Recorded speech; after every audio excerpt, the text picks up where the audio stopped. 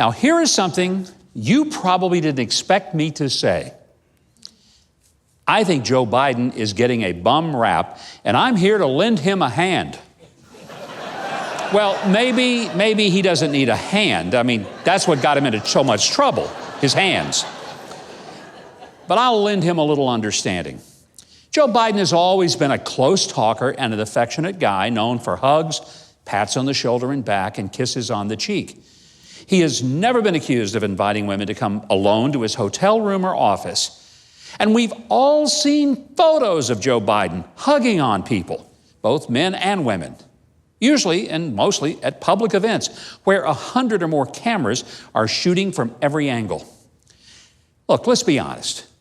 If you're a sexual predator, you don't go after people in the most public places on earth where there's more press than there are participants, or while standing next to the so-called victim's spouse, parents, or boyfriend. I actually heard on a cable newscast an anchor describe one of his latest accusers as a victim. I would ask, what was she a victim of? Biden apparently touched foreheads with her and then hugged her, as she put it, too long. Now, did she have a stopwatch on it? I don't know. Hey, look, there are real cases of sexual assault in our society, and they need to be reported and criminally prosecuted. But for women to come forward years after they got the full Biden greeting and then claim that that's disqualifying him from the White House, that's just nuts. Look, this man has been in public office since 1972. Now that might be disqualifying. I'll grant that.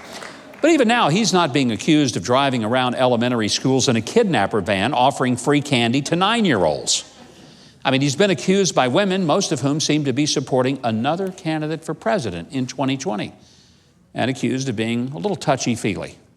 Look, I grew up in the South, where we do tend to hug strangers upon greeting, and we say things like darling, sugar, and honey to people who serve us coffee in the diner. And we even kiss folks on the cheek. The cheek on the face, mind you, okay, that cheek. Now, maybe it's a cultural thing or a generational thing, but I've met Biden before, and he was a warm and friendly guy, even though we certainly weren't and aren't political pals. But to his credit, he didn't sniff my hair. Maybe that's because I don't have much more hair than he does, so he probably figured it wasn't worth it. Look, I've been at receptions where people got too close, especially when they took a bite out of an hors d'oeuvre and spewed the cracker on me, or maybe had the breath of a hippopotamus.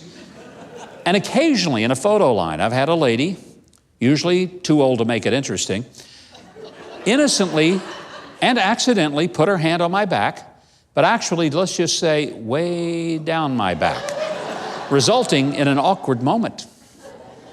Perhaps she enjoyed it, but she was probably oblivious to it. Me? I was more amused than assaulted. I mean, the simple remedy for someone getting into your personal space is just to stiffen up and step back. It works most of the time. And if it doesn't, a slap across the face will usually fix it. But make sure it leaves a nice, visible handprint.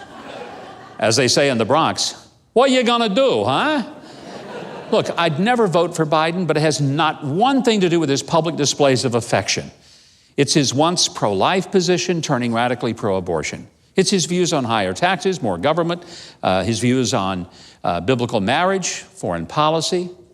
But it seems a bit disingenuous for people to paint him as some kind of guy who ought to be on the sex registry just because he's a bit on the friendly side. Hey, nobody knows this better than me. Politics is crazy enough without candidates being attacked for doing what is natural to them in a personal greeting.